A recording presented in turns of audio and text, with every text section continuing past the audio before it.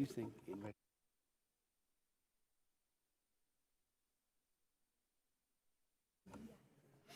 I know you get out there.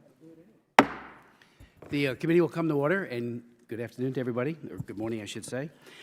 Today's hearing will explore ways to combat violent extremism by advancing fundamental human rights, in particular, the freedom of religion. Advancing freedom of religion, both as an end in and of itself and as a means to achieve peace, stability, and human flourishing, should be a core objective of U.S. foreign policy. Religious liberty is opposed, however, by extremists who seek to impose their vision of an ideal society upon us all. Oftentimes, the quote-unquote choice they give to those who seek to adhere to the beliefs they were raised in boils down to convert or die. This clash manifests itself in numerous parts of the world in varying degrees of intensity, but is particularly acute in certain Muslim-dominated regions where groups such as ISIS, al-Nusra, Boko Haram, and al-Shabaab seek to bring all under their sway. To personalize this, let me tell you about a victim of Boko Haram that I have gotten to know and greatly admire. On one trip to Nigeria at an IDP camp in Jos, I met with Habila Adamu. Dragged from his home by Boko Haram terrorists, he was ordered to renounce his faith. 4 Boko Haram terrorists threw him to the ground, and one literally put an AK-47 to his face and said, "Are you ready to die as a Christian?" With amazing courage, Habila answered, "Yes, I am ready to die as a Christian." He was asked a second time if he was ready to die, and he said yes. This time, despite the pleas of his wife, who was crying profusely, the terrorist pulled the trigger. A bullet ripped through Habila's face. He crumpled to the ground and was left for dead. By some miracle, he survived, and I asked Habila to come to D.C. to tell his story in a congressional hearing that I chaired. Habila told our committee, "I am alive because God wants you to have this message. Knowing Christ is so much deeper than merely knowing Boko Haram's story of hate and intolerance." He closed his testimony, "Do everything you can to end this ruthless religious persecution, but know Christ first." I would point out that on that trip, I also met with the Archbishop Kegama, whose churches have been firebombed in Jos, but also with the Imam and his top clerics. They were equally appalled, both the Christians and the Muslim moderate leadership, appalled at what Boko Haram was doing. And I remember the Imam saying, he goes, "We don't know who they are. They are not us." It couldn't have been clearer that he saw that this was a cruel manifestation of extremism under the name, falsely, of Islam. It should be stressed that extremist groups such as Boko Haram coerce and oppress not only members of their other faiths, but also in particular members of the Muslim faith. And again, that's what I have heard all over the world, and you have heard it, I'm sure, too, whose interpretation of Islam differs from that of the extremists. They also target converts whose consciences have led them to choose a different path. To combat these extremists, the ideological battlefield is just as important as a territorial one. By emphasizing human rights principles, we counter extremist messaging, support moderate voices, and promote the popular aspirations of people around the world who simply want to live in peace and freedom. Last year, an important weapon in the fight against extremism was passed by the Congress and signed into law, the Frank Wolf International Religious Freedom Act. This law provides tools and resources to our State Department to integrate religious freedom into all of our diplomacy in order to in part, counter terrorism, but also to promote religious freedom. In building upon this landmark International Religious Freedom Act that was passed in 1998, authored by Frank Wolf, this law addresses the changed circumstances in the world since 1998 by designating non-state extremist groups such as Boko Haram and ISIS as violent non-state actors, making it easier to ostracize and apply financial sanctions against their members, thereby helping starve extremists of resources. The law strengthens the ability to investigate and monitor religious persecution by creating a designated persons list of violators, while also setting up a database of those detained, imprisoned, and tortured for their faith, so that the victims are not forgotten, but rather can be more readily advocated for. Indeed, the Frank Wolf Act elevates the ambassador at large for international religious freedom, and we are all waiting with bated breath when Governor Brownback assumes that chair. Governor Brownback has been designated. It is pending in the Senate.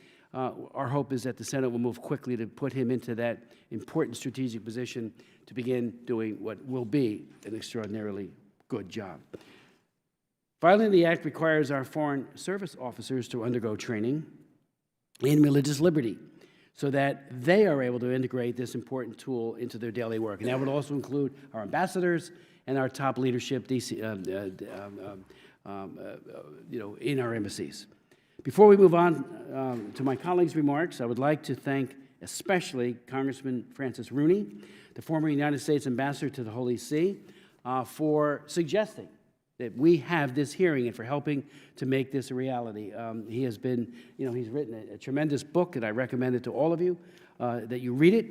I don't know if we can endorse books from the chair, but it's a... Go right ahead. But I want to thank him for this strategic vision that he has, and again, for making this hearing a reality. I'd like to yield to my good friend and colleague, Karen Bass, the ranking member of our committee. Mr. Chair, once again, thank you for holding this hearing. And, I appreciated everything you said about the legislation that was passed, and I am glad to know that there's somebody that's designated, and we hope the Senate moves.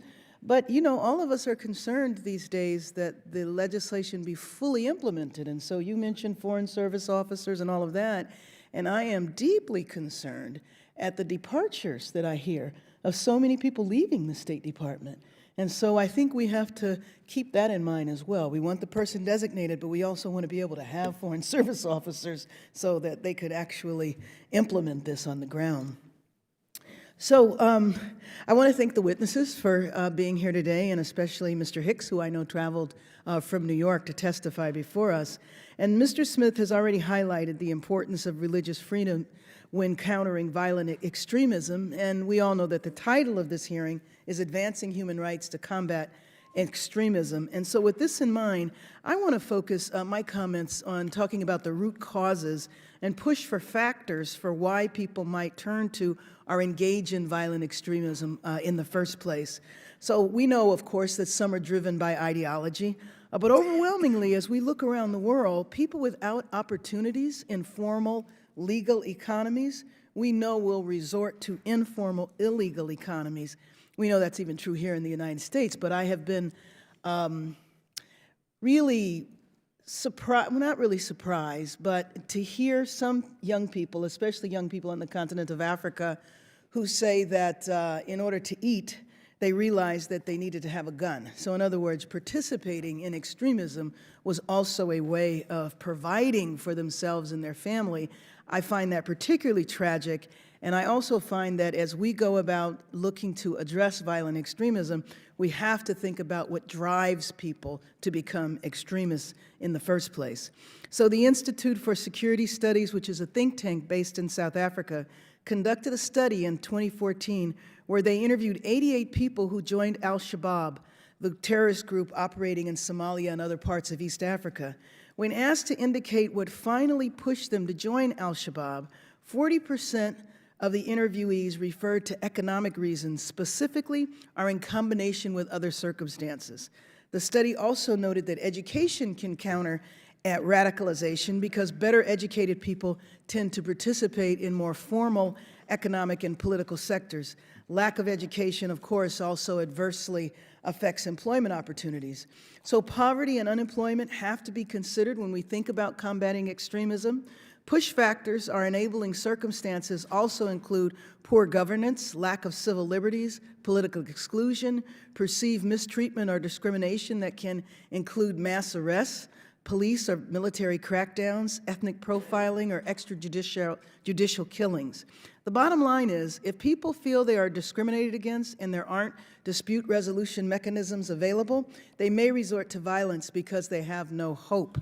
Respect for religious freedom is an important component of countering violent extremism, but when governments suppress peaceful dissent, do not allow freedom of press, and prevent the legitimate activities of nonviolent civil society organizations, they are not countering extremism, they're fomenting it. What I'm trying to do here is highlight that the denial of rights and freedoms, whether economic, social, or political, contribute to the problem of violent extremism. Therefore, a holistic and comprehensive strategy for combating violent extremism should promote the rule of law, human rights, including freedom of association, expression and assembly, ending repression of civil society and opposition groups, among others, and of course creating economic opportunities. So I want to conclude where I began by looking at some of the changes that we see taking place within the State Department. And I know tomorrow we're going to have a full committee hearing on combating violent extremism on the continent of Africa. So what I'm concerned about, as we move forward with a new administration, we know that there is a focus on security, but I think part of our role here in this subcommittee as well as in the full committee is that we have to push on the other factors, because we know that trying to address this strictly from a security perspective or militarily is not going to be enough. So the full function and staffing and programs of the State Department are also going to be very important. And with that, I yield back the balance of my time. I'd like to now yield to Ambassador Rooney, and again, thank you for suggesting this hearing. Well, Chairman Smith, thank you so very much for holding this hearing and for all you've done. Your life is a testimony and a witness to Christian values, religious freedom, and protecting human dignity. And you're a great example for all of us. Thought I might mention a couple of things about soft power diplomacy, since we've got some world experts down there and they've touched on it. I'd like to thank all of you for being here. The Holy See is a penultimate soft power diplomatic force in the world. It goes back to Stalin's quote about how many tanks does the Pope have? Well, it's actually a Pope that brought them down. And the Christian Democrat formation in 1953 was largely organized by the Holy See to keep the communists out of Italy. No one knows about that. Or Norman Cousins' incipient détente shuttle diplomacy with John Kennedy and Khrushchev in the fall of 1962, which people as luminaries as Henry Kissinger have said was the very beginning of détente. So now the penultimate soft power application was Pope Benedict's speech at Regensburg, where he spoke out more clearly and aggressively than any politician could about the evils of Islamicist extremism and the destruction of religion when it's used for war. And he called out for a reinterpretation, if you will, of Islam to come into consensus with the modern world.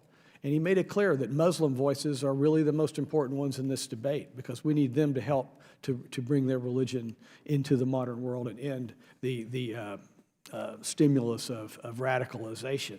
And since that time, Ambassador Charles Freeman, former ambassador of Saudi Arabia, the Jordan Minister of Religion, and even the Grand Mufti of Saudi Arabia have said you can't fight an idea.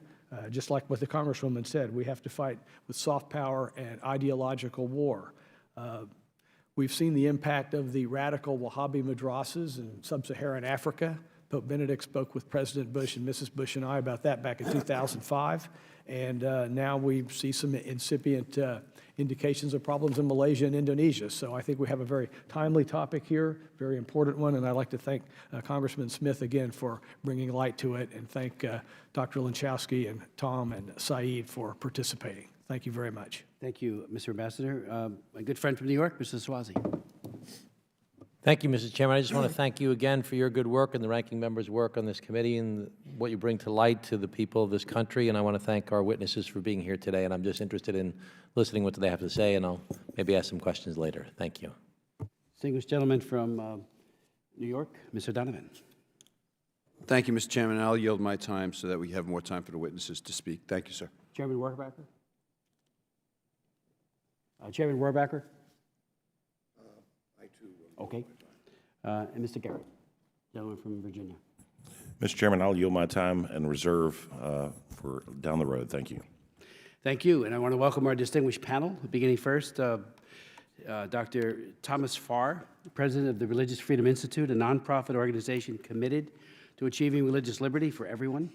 He also directs the Religious Freedom Project at Georgetown University's Berkeley Center. He is Associate Professor of the Practice of Religion and World Affairs at Georgetown's Edmund A. Walsh School of Foreign Service, and also teaches at the National Defense University. Dr. Farr served for 28 years in the United States Army and the U.S. Foreign Service. In 1999, Dr. Farr became the first director of the State Department's Office of International Religious Freedom, responsible for establishing America's new IRFA policy. He held this position until 2003.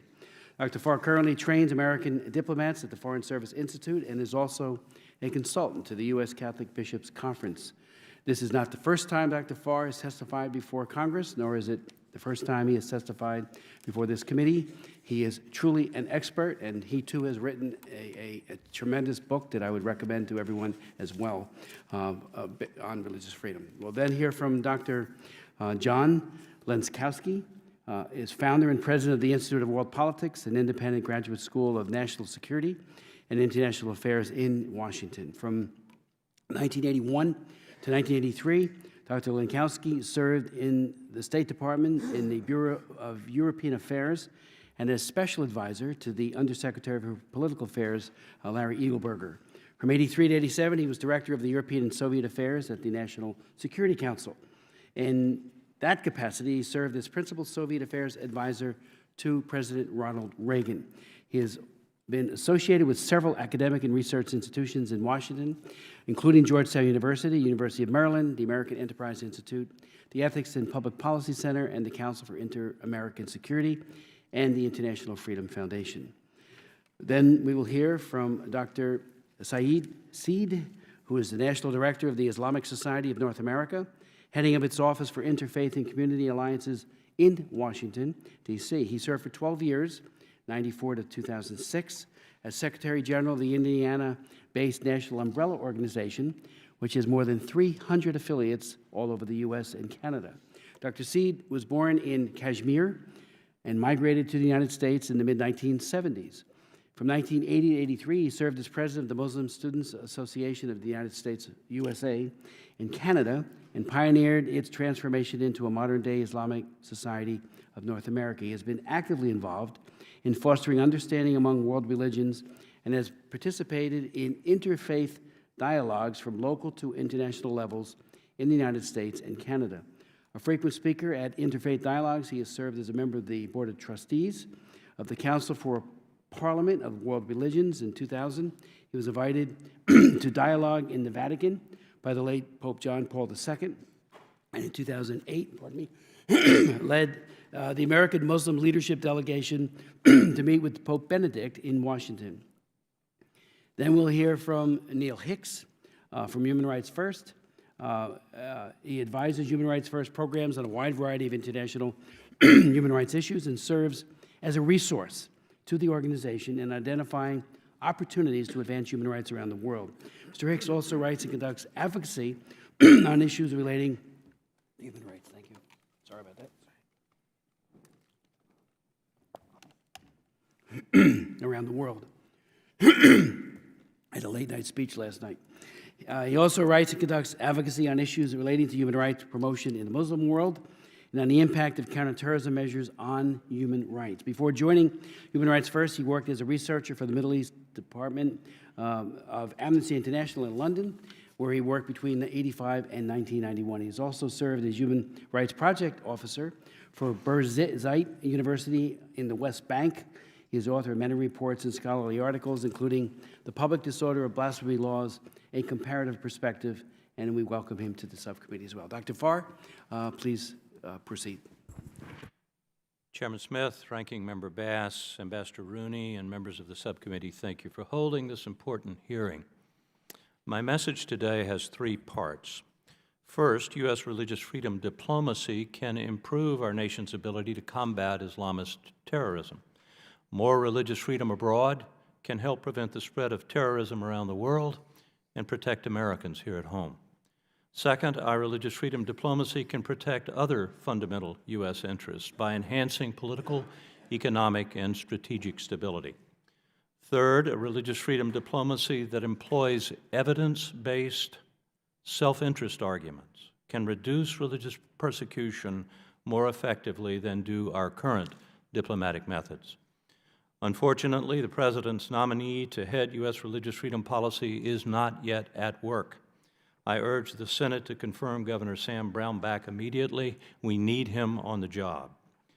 During the past 2 decades, global religious persecution has increased dramatically, and protections for religious freedom have been in sharp decline. Millions suffer persecution. Tens of millions lack religious freedom. Religion-related terrorism threatens much of the world, including the United States. But our religious freedom diplomacy has not been understood or used as a counterterrorism weapon. It should be. 20 years of working on this issue have convinced me that a simple proposition is both true and necessary, true and useful, and that is that religious freedom is necessary. It's necessary for the flourishing of every individual and every society. It's necessary to reduce the presence of violent religious extremism. Social scientists at the Religious Freedom Institute, where I work, have amply documented that societies lacking religious freedom are far more likely to incubate, suffer domestically, and export internationally religion-related terrorism. And societies that protect religious freedom generally do not incubate and export religion-related violence and terrorism. So how does this work? How does religious freedom undermine violent religious extremism? First, by protecting anti-extremist Muslim voices who advocate for a tolerant, nonviolent interpretation of Islam. Second, by protecting the rights of non-Muslim communities, not only to exist as tolerated minorities, but to contribute to their societies as equal citizens. Unfortunately, current U.S. counterterrorism policy ignores these connections. That policy consists almost exclusively of the employment of military force, law enforcement, and intelligence. While each is obviously necessary, none is sufficient to defeat Islamist terrorism. This form of terrorism is not simply a military force. It is not simply a cadre of militants whose military defeat, capture, or death will end the threat. It is an ideology, a set of lethal ideas derived from Islam that have proven their capacity to motivate men and women, to kill, to torture, and to destroy. We need an all-of-government religious freedom policy that not only protects the persecuted, but at the same time advances U.S. national security by employing programs and policies that directly target the self-interest of stakeholders in societies where terrorism flourishes. Let me end with an example of Iraq. Since 2014, the United States government has allocated nearly $1.7 billion in humanitarian aid to Iraq, but most of that aid has not reached the Christian and other minorities designated as victims of ISIS genocide. These people are unlikely to return to their homes without our help. For the United States, this presents both a moral and a national security imperative. Religious pluralism is a necessary condition for long-term stability in Iraq. If minorities do not return and stay, Iraq will likely become a perpetual Sunni-Shia battleground where terrorism flourishes. The current administration has pledged to channel aid to these minorities, but financial aid is only the first step. The U.S. should mount a sustained campaign to convince Iraqi stakeholders that they will never live in peace and security without the pluralism that non-Muslim minorities bring. With our help, Iraq must provide security, economic development, and religious freedom to those minorities. It must also provide religious freedom to Muslims who will defend tolerant, nonviolent forms of Islam. We will prevail against Islamist extremism only when we expand our national security strategy to include the advancement of religious freedom, both to protect the persecuted abroad and the American people at home. Thank you. Dr. Farr, thank you so very much for your testimony. Dr. Lenskowski. Good morning, Mr. Chairman, Ranking Minority Member, Ambassador Rooney, and members of the subcommittee. I'm honored to be able to discuss how to defeat the ideology of radical Islamism with a particular focus on human rights.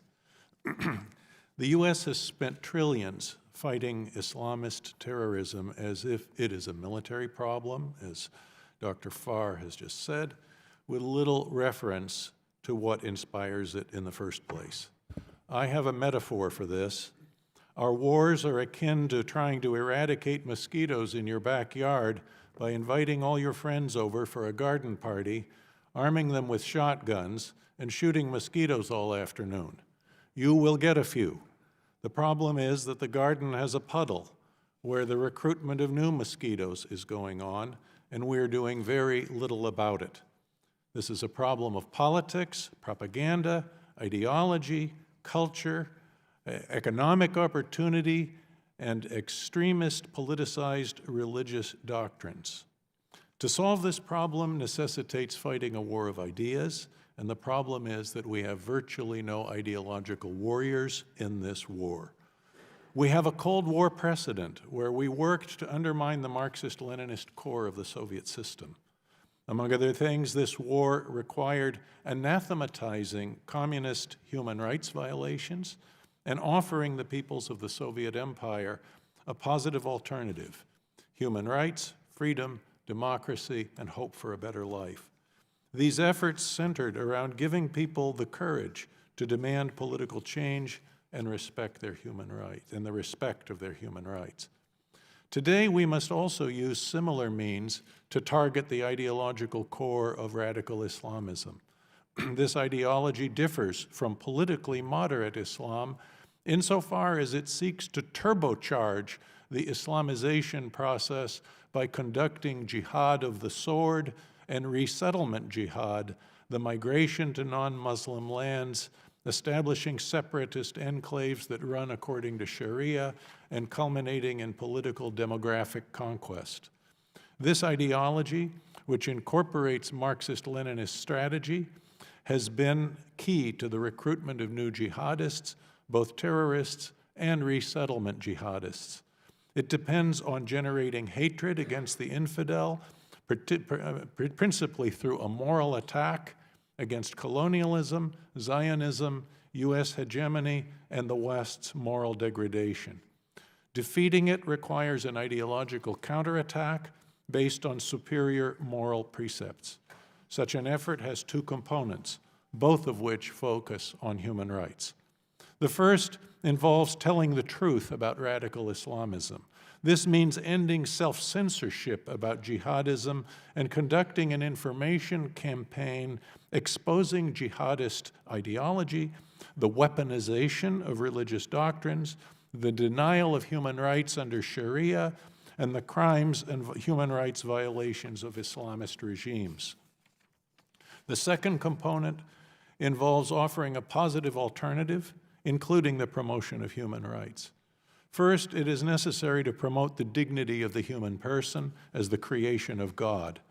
It is as a result of this dignity that man possesses inalienable rights in the first place, that come not from other men, but, as our founders said, from a creator.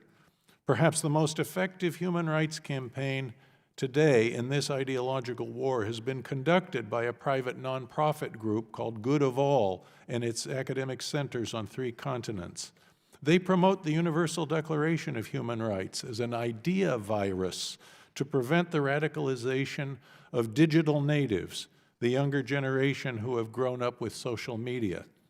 The idea is to present an idealistic vision that rejects violence and the human rights violations that have attended radical Islamist movements and regimes.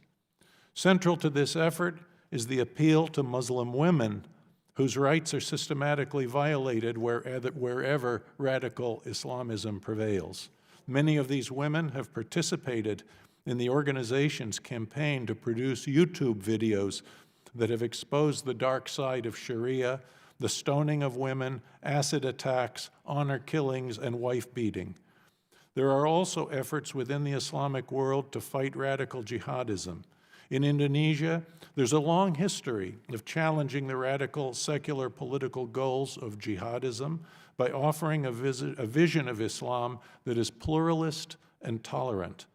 For example, Indonesia's former president, Abdurrahman Wahid, argued that there is no such thing as a genuine secular Islamic state. The true Islamic state, he said, is when an entire people have achieved holiness. A new assemblage of 41 Muslim nations, the Islamic Military Counterterrorism Coalition, stresses the importance of fighting terrorism in the domains of ideology and communications, in addition to counterterrorism finance and the military, by promoting moderation, tolerance, compassion, diversity, and the value of human life. It remains to be seen how effective this effort proves to be.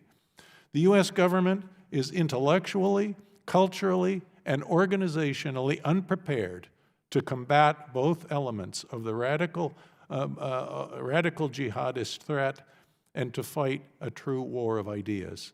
There is no agency of the U.S. government charged with ideological warfare.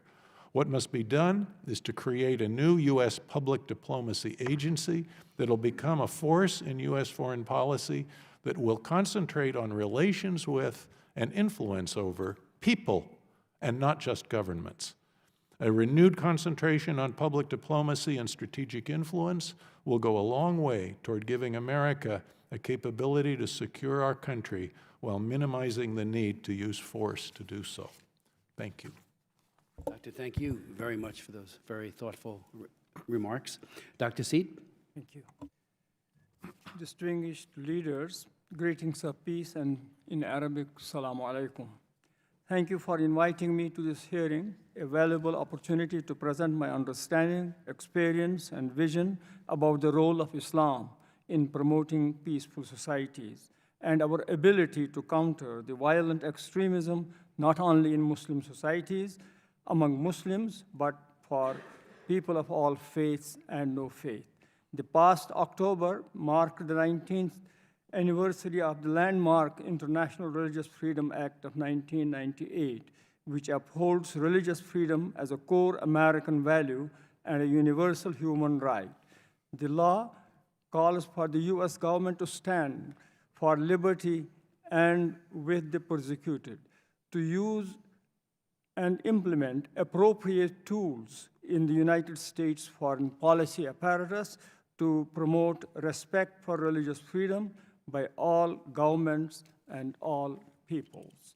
This institutional landmark act is very important not just for us as Americans, but for us as humanity.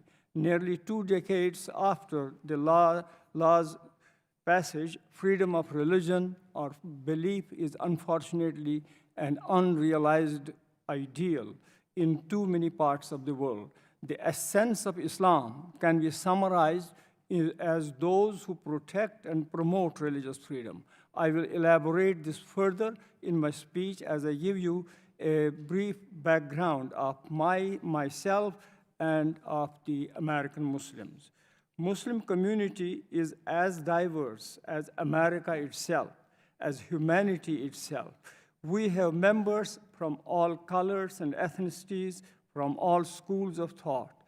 Our success to bring them together and build institutions in large numbers, several thousand Islamic centers, several hundred full-time Islamic schools, and hundreds of Sunday schools is a historical achievement by itself.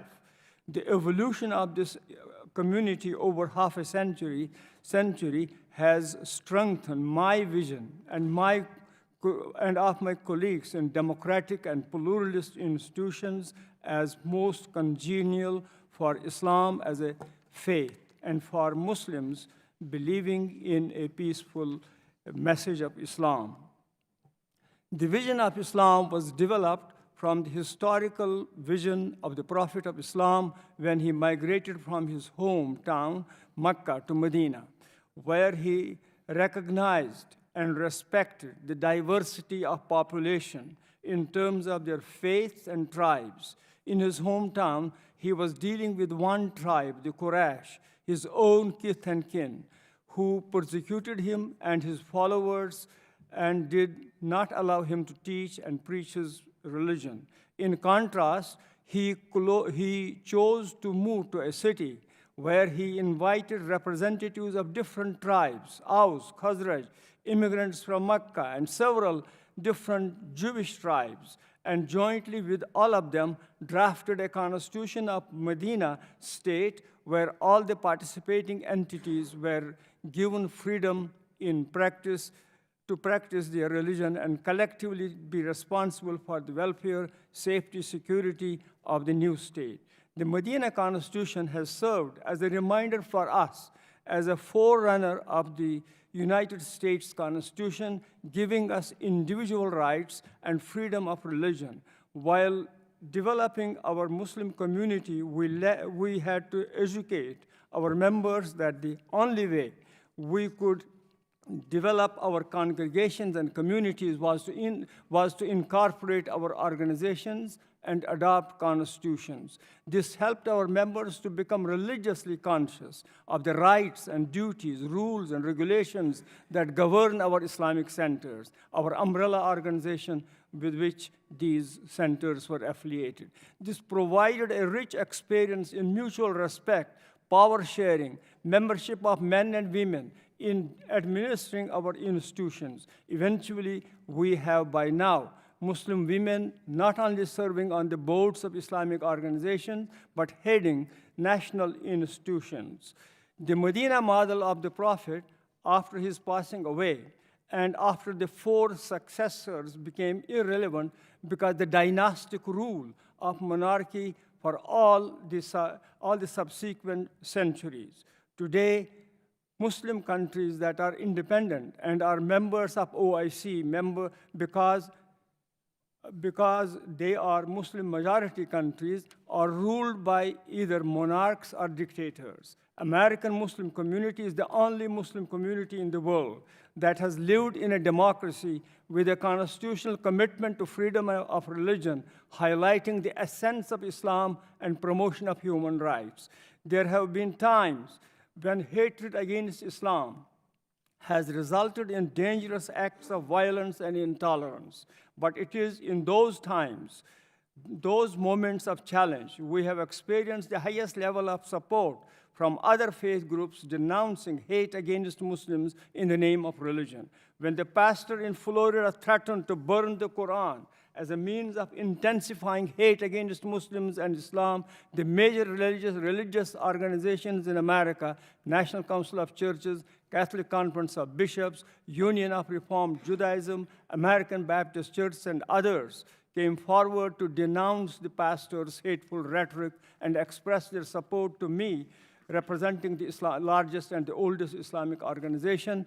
And they came had a press conference in Washington, D.C., and established a campaign called Shoulder to Shoulder, standing with American Muslims against anti-Muslim sentiment, upholding American values. This campaign is steered and funded by more than 30 Christian and Jewish national organizations here today.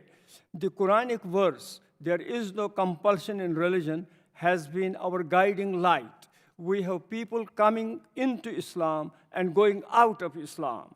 We are proud to say that we have a large number of leaders of the American Muslim community who were not born Muslims.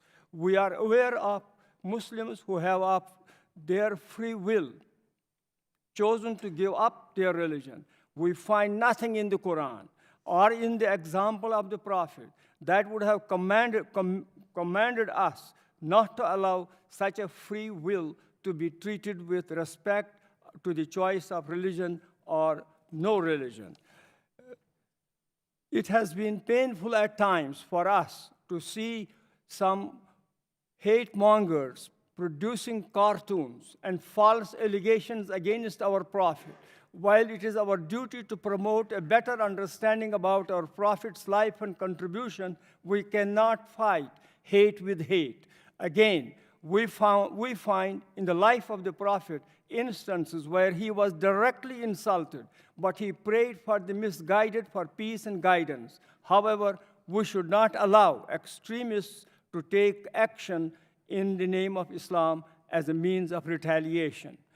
We have built robust partnerships with people of other faiths and celebrated theological developments that we appreciate as Muslims.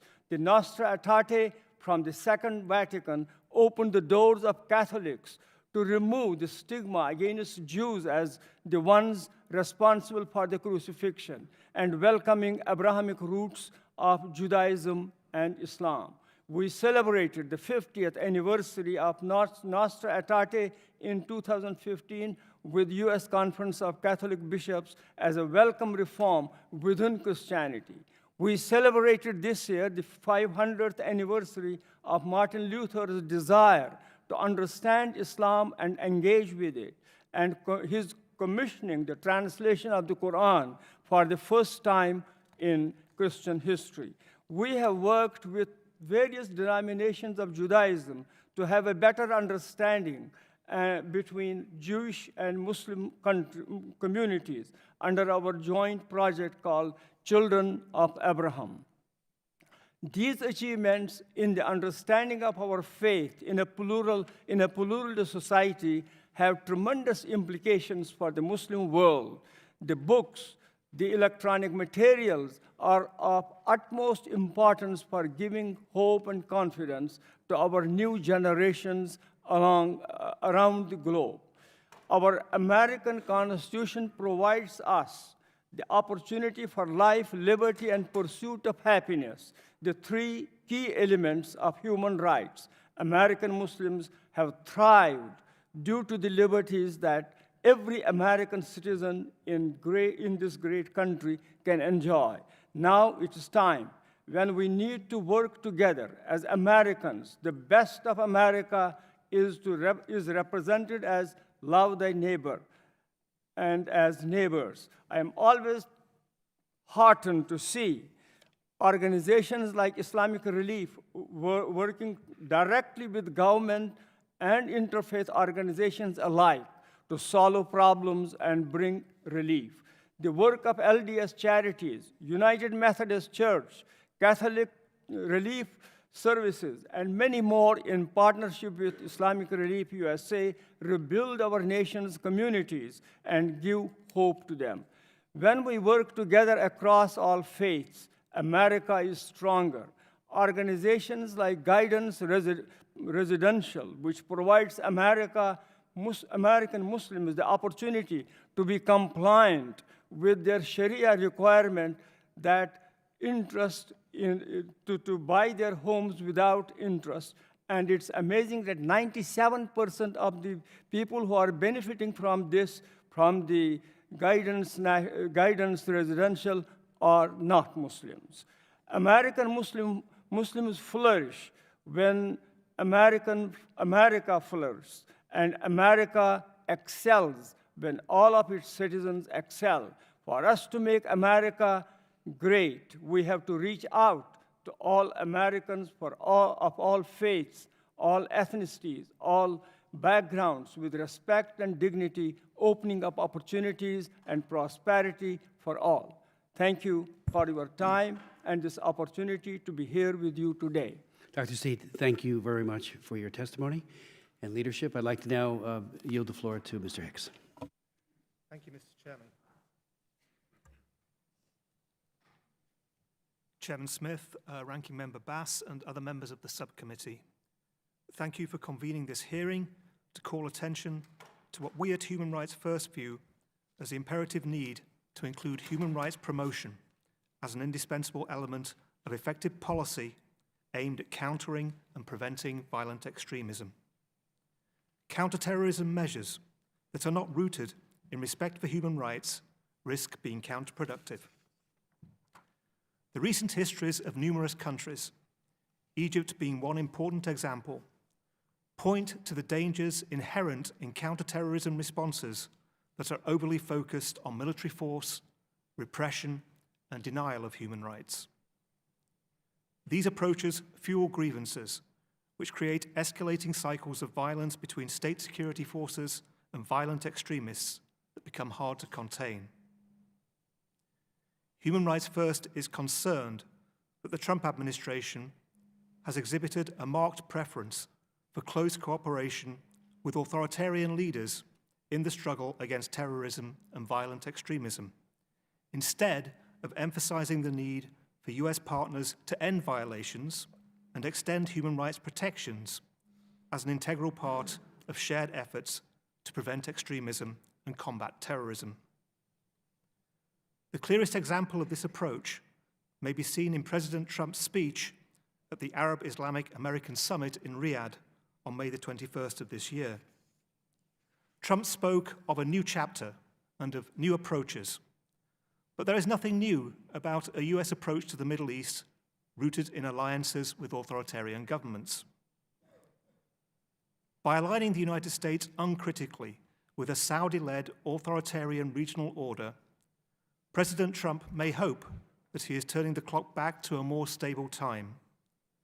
But the protracted collapse and inherent instability of the Arab authoritarian order has been one of the root causes of both the spread of terrorism over the last 20 years and of the region's many unresolved conflicts, which have provided hospitable territory and recruitment opportunities for violent extremist groups. One of the few specific policy proposals in the Riyadh speech was a call on all nations of conscience to isolate Iran. President Trump is right to point to the destabilizing activities of the regime in Tehran, but a one-sided position in the regional conflict between Saudi Arabia and Iran, which has taken on an increasingly inflammatory sectarian tone in recent years, thanks to the policies of both sides, will only escalate violence and instability. In Egypt, Abdel Fattah al-Sisi seized power in July 2013 on a promise of restoring order and defeating extremism and terrorism. But his methods have made things far worse. Violence has risen, claiming civilian and military casualties on an unprecedented scale. The virulently anti-Sufi propaganda of ISIS was a clear contributory factor in the recent mosque attack in Sinai. This sectarian hate speech is propagated by the religious establishment in Saudi Arabia and put into bloody practice by ISIS. After this latest atrocity, President Trump should be urgently in touch with his friends in Riyadh to end the incitement to violence against Sufis in Saudi religious teaching. A second area where the US government can exert influence is through its military and intelligence cooperation on counterterrorism issues with countries like Egypt. The Congress has been raising concerns that President Sisi's counterterrorism approach is exacerbating the problem, but much more needs to be done.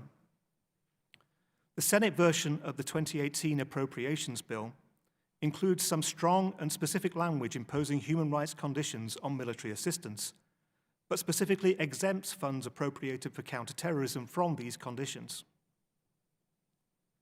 The Egyptian government claims success in its fight against terrorism because it is killing terrorists and denying ISIS control of territory. But killing and destruction are not deterring Egypt's terrorists. Sisi's government is badly in need of a new plan, and the US government should be forthright in urging Cairo to look beyond a failed security-centric approach. Absence of state control over territory has been a factor in the development of violent extremism in Syria and Iraq. The devastating conflict in Syria and Iraq has been fueled by sectarian incitement, exacerbating divisions between Shia and Sunni Muslims. The proxy war between Iran and Saudi Arabia has heightened the sectarian character of the conflict and thereby made sectarianism a primary driver of violent extremism in many parts of the region. The Tunisian context provides a point of contrast. Avoiding falling into the declining spiral of a destructive binary struggle between authoritarianism and violent extremism is something that binds Tunisians together, despite abiding political differences, a weak economy, and a fragile internal security situation. Tunisia is not paradise. Its discontented youth have provided thousands of foreign fighters to ISIS in Syria. In part, this is a product of the lingering harm inflicted by decades of authoritarian rule, notably the weakening of traditional religious power centers, tainted by close association with state authorities. Corruption, youth unemployment, and lack of opportunity fuel grievances, especially among educated youth who have ready access to the internet and social media. Tunisia's democratic transition has particular importance to the struggle against violent extremism on a regional and global level. It offers an alternative way that breaks out of the vicious circle of perpetual conflict between authoritarianism and extremism. To succeed, Tunisia will need the sustained support of the international community. It will also need to continue to implement in practice the maxim that fighting terrorism is not just something that the state does for its people. It is something that people are motivated to do for themselves in partnership with the state and the security forces, but also through strong, independent civil society organizations. The United States can do much more to confront violators and, perhaps even more importantly, to reinforce the link between human rights and security. Too many governments continue to view human rights as an obstacle to security-related efforts. It is therefore incumbent on the United States to explain why the exact opposite is true. There are positive human rights objectives to be advanced that should be at the center of bilateral relationships with partners in the multilateral struggle against terrorism. Closing space for civil society and peaceful political activities facilitates the expansion of violent extremism and terrorism. Conversely, respecting fundamental freedoms, especially the freedom of assembly and association, is one of the most important defense mechanisms against violent extremism. Respect for religious freedom is an essential part of countering violent extremism, as Dr. Farr explained. A comprehensive strategy must address the religious and ideological narratives that lure the vulnerable and disenfranchise segments of society to violent extremism. To be effective as counterweights to extremist discourse, religious institutions must be, and be seen to be, independent of political control. And governments must ensure that diverse religious views are not only tolerated, but encouraged. One of the primary root causes that must be addressed more vigorously is the proliferation of armed conflicts and of ungoverned spaces that provide opportunity to violent extremist groups. The United States, because of its unique reach and influence, has an inescapable responsibility to lead and energize multilateral efforts through the United Nations and other multilateral institutions to end these devastating conflicts. The absence of effective conflict resolution mechanisms on both national and international levels is one of the greatest challenges to the implementation of a comprehensive countering violent extremism strategy. Thank you. Mr. Hicks, thank you for your testimony and your insights. I'd like to begin the questioning with Dr. Farr. First, let me thank you when you testified in September of 2014 on the Frank Wolf International Religious Freedom Act, which was making its way through Congress. You made a number of recommendations, and they were largely, many of them, incorporated into the bill, including the training of Foreign Service officers. So I want to thank you for those recommendations. In your testimony, just let me, before I get to that, on Monday I met again with Chaldean Catholic Bishop Bashar Warda, who I first met last year in Erbil. He has led the effort to help Christians and Yazidis with critical humanitarian aid, including food, clothing, shelter, medicine, and spiritual help, because a lot of people were, as he said, unbelievably broken by ISIS as they lost loved ones and themselves were tortured, and the women often sexually abused. We did not have, as I think everyone knows now, any U.S. foreign aid going to assist the Christians and the Yazidis. I went to an IDP camp with 6,000 people, not a dime of U.S. support. That is in the process of changing. But we introduced bipartisan legislation, H.R. 390, the Iraq and Syria Genocide Emergency Relief and Accountability Act. It passed the House last June. I would say for the record, I'm gravely disappointed that the Senate has one hold on it, and it still has not. It's been released from committee. It still has not made its way to the floor. President Trump has said he will sign it. So it's a concern. But I bring this up because on Monday, Bishop Warda not only stressed urgency, it's winter, people are cold, they can get sick, they need humanitarian assistance. If it wasn't for the Knights of Columbus and others that forked over $40 million, we would have had mass casualties and large numbers of deaths, particularly for children and the fragile elderly. But he made the point that you made, Dr. Farr, about, and you said religious pluralism is a necessary condition for long-term stability in Iraq. We've heard that before. I heard it from Ray Suric, the Grand Mufti, former Grand Mufti of Bosnia when I was in Sarajevo, and he said the Christians and the Muslims and the Jews need to work together, and we do. In comes the radicals, and they change everything. There's the tipping point towards death and destruction, and he spoke out, I think, very boldly. He was concerned about the Wahhabis coming in and was very clear and open about it, which I found extremely refreshing and encouraging. I heard the same thing when Bishop Angelos testified here and talked about what the Coptic Christians do in Egypt. Not only should they live and thrive because they have a right, it's universally recognized right, a great historic faith tradition, but they also help the moderate Muslims in Egypt. And you've made that same point again. I would ask if you could elaborate on that. And I would also ask my second question to Dr. Linskowski. You said in your testimony, you spoke of the similarities between Marxism and Leninism and radical forms of Islamic thought.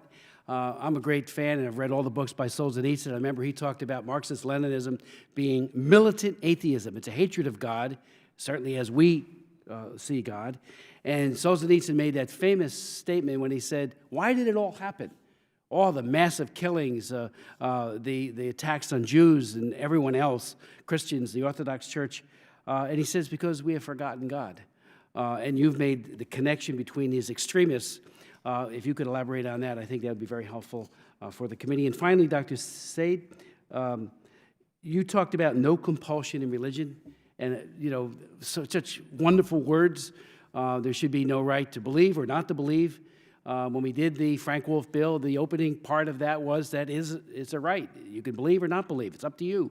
How do you convince other Muslims that there should be no compulsion in religion? Dr. Farr.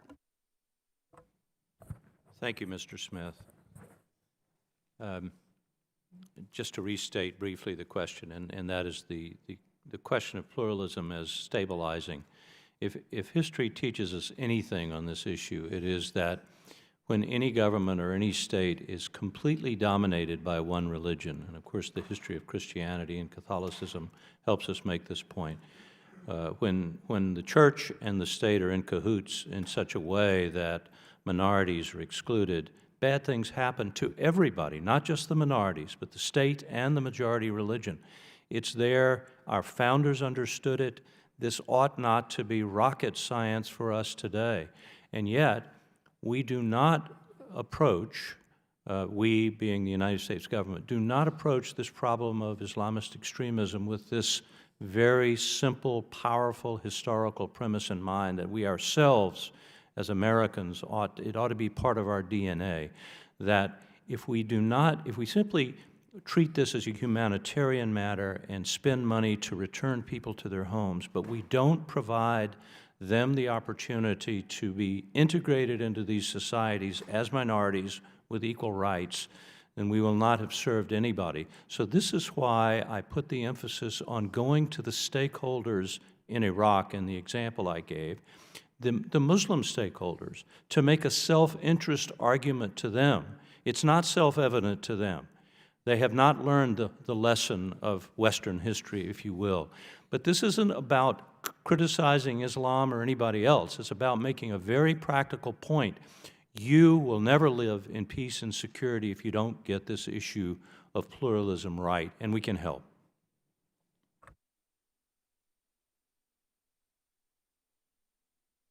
Thank you, Congressman. You've asked a very interesting question about the relationship between Marxism, Leninism, and radical Islamism. There are two basic dimensions of this. One is the rather explicit discussion of Marxist-Leninist strategy by Said al-Qutb, who is one of the principal ideologues of radical Islamism. And he was an admirer of communist tactics and communist revolutionary practice.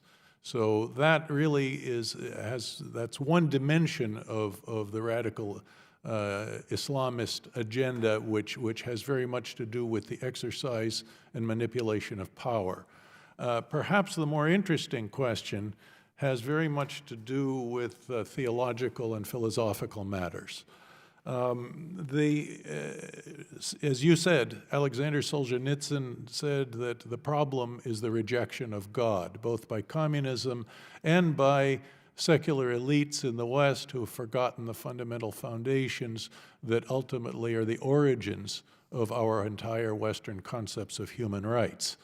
What is going on in Islam, first of all, with radical Islamists, is that they will take the Islamic doctrine that Allah is pure will, and that Allah wills everything. He wills every minute, every second of every day, and that means He wills the cholera epidemic in Calcutta. He wills the rape of the 13-year-old girl, and so if He wills everything, then the terrorist can come along and say, well, if I want to kill 60 people in the marketplace in Baghdad, then if I succeed in doing so, then Allah must have willed it. And all of a sudden, the terrorist's will is equated with Allah's will. He becomes his own God in his sphere. And, you know, as Whittaker Chambers reminds us about communism, it goes back to the Garden of Eden, where the serpent tells Adam and Eve, ye shall be as gods. You can reject what the man upstairs is telling you to do and establish your own moral standards. And so this now gets into another very interesting question about Islam, which is the fact that there is no Islamic pope. There is no theological authority who can say that this is what the correct doctrine is. The religion is very much up for grabs, and people from many different sectors of the religion can claim authenticity based on citing their own selective passages from the Quran. The Quran says, as Dr. Saeed says, that there is no compulsion in religion, but the Quran says other things about cutting the throats of infidels, and that this can be done when people are at war with Islam. Well, this gets into the question of, well, is it true that infidels are at war with Islam? There is a relativism in this, which is very akin to the running of Marxist ideology, where you basically can determine what the proper doctrine is according to circumstances. In Lenin's famous speech to the youth leagues in the 1920s, in 1920, he said there is no such thing as objective moral standards. That is a bourgeois prejudice. The real moral standards are whatever is good is that which helps the revolution, and whatever is evil is that which hinders the revolution. And so does blowing up a bus load of innocent school children, is that good or evil? Well, it all depends upon whether it helps the revolution. You can draw circumstances where it could do one or the other. And so what you have here when there is this kind of relativism and within Islam, is that people can come along and say that the end justifies the means, which is what the Islamists do, and it is uncannily similar to the problem of Marxist-Leninist morality. Congressman, allow me to make a comment also. Push your button there. Oh, I'm sorry. Allow me to make a comment and bring a different comment on this. He mentioned Ustad Sayyid Qutb of Egypt, who is being used and whose writings are being interpreted and by the extremists. Ustad Sayyid Qutb came to America in 50s on a fellowship to Colorado. He stayed here for a year. There were no Muslims there. There was no Islamic center there. His language was very limited. He could not establish connection and communication and understand what is the strength of America, what I have been discussing. Today, in Colorado, the same city where he came, we have more than a dozen Islamic centers. We have a vibrant Muslim community in Colorado. So you can imagine the difference and the distance of the experience. 2 years ago, we had a guest from Lebanon, Sheikh Abu Zaid. He was invited here to address the annual prayer breakfast that we have here in Washington. So he addressed there. Then I invited him to the Congress here on Friday. I am sure that you know that we have Friday prayer congregation in the Congress. So I knew about his orientation and understanding as a scholar, a highly respected scholar. So I asked him to come and give his sermon here. So he was amazed. He couldn't believe it, that there is Friday prayer being held in the Congress. And then he went from city to city addressing various Muslim communities, growing, prosperous, and he went back to Lebanon. Ustad Sayyid Qutb had written a book called America as I Saw It, and you can imagine what he had seen 60 years ago. Very bleak for him in terms of Islamic presence in America. And here you have Abu Zaid going and writing a book exactly with the same name, America allati ra'aytuha, America that I have seen. It's amazing how he feels so reassured that this is a country where Islam is flourishing and Muslims are dealing with their neighbors in a very positive and constructive way. So what I am trying to say is that there are certain very clear declarations which make Islam what Islam is. One of them is La ikraha fid din. This is in the 2nd chapter of the Quran, a very clear enunciation of the fundamental value of Islam. Now, we never saw any deviation from it during the life of the Prophet.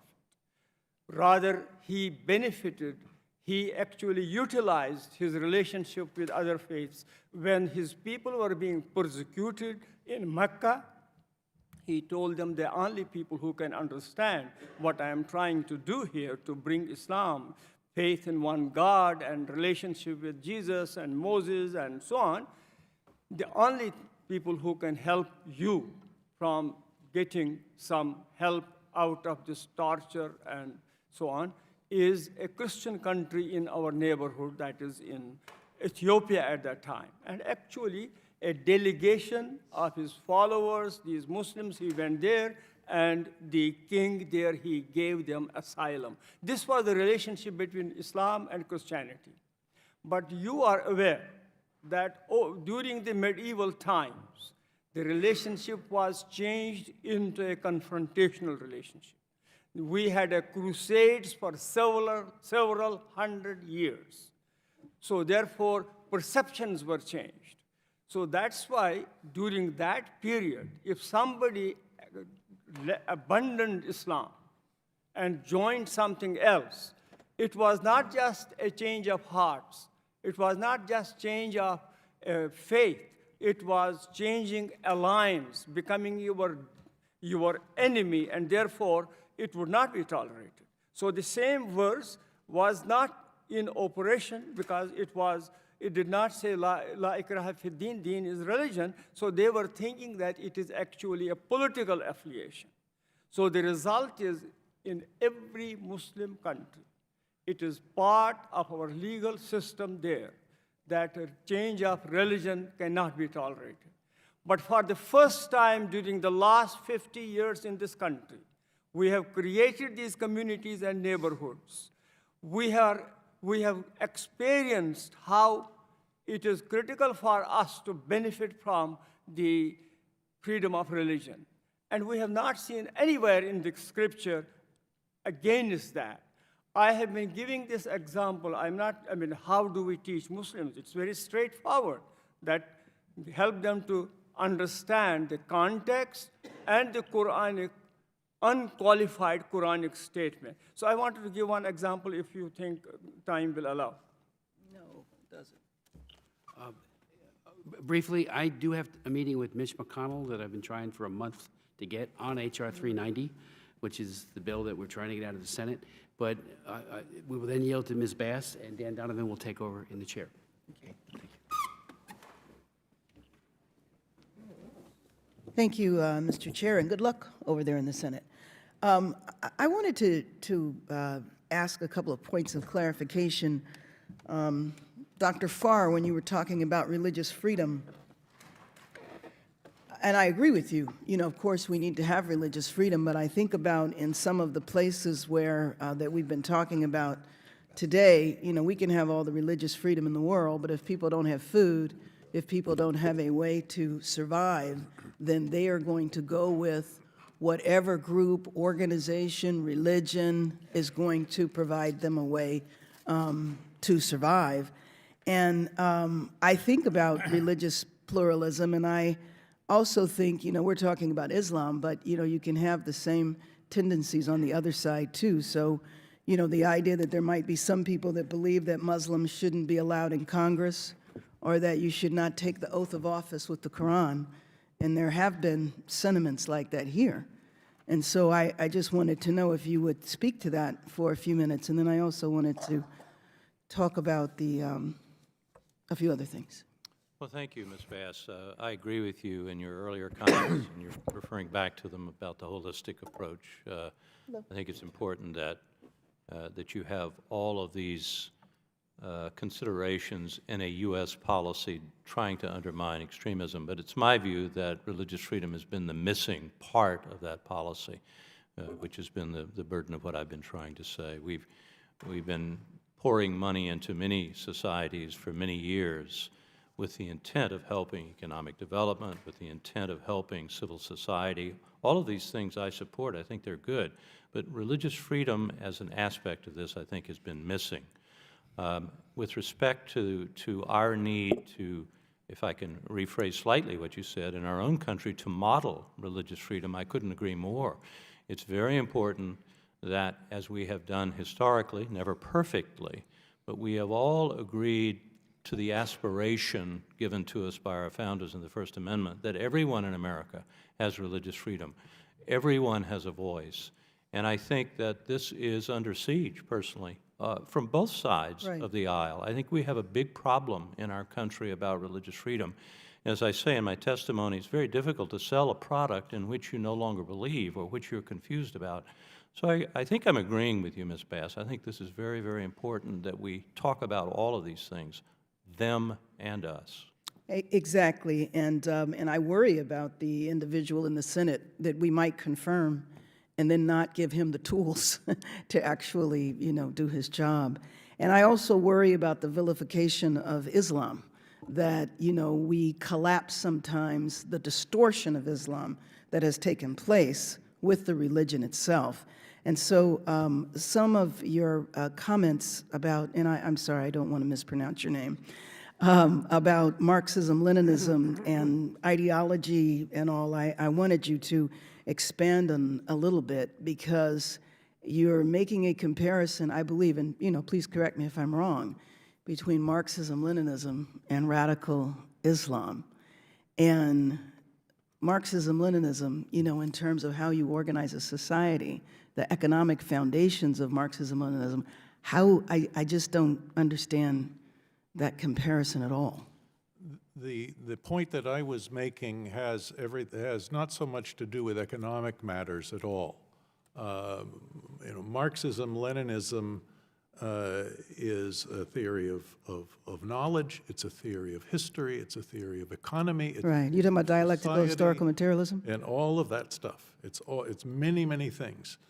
But at the heart of it is a fundamental materialistic philosophy, Right. which means the rejection of God, the rejection of any spiritual matters, Right. and the rejection, therefore, of objective moral standards, a transcendent, objective, universal moral order that either inheres in nature or comes from God. It can only come, objective moral standards of right and wrong can only come from those two places. And the Can only Marxist come from what Leninists, places? the objective standards of right and wrong can only come either by inhering in nature somehow, or they can be given to us by God, by some higher moral intelligence that infuses them into the human heart. And either way, this is, the philosophers call this the natural law.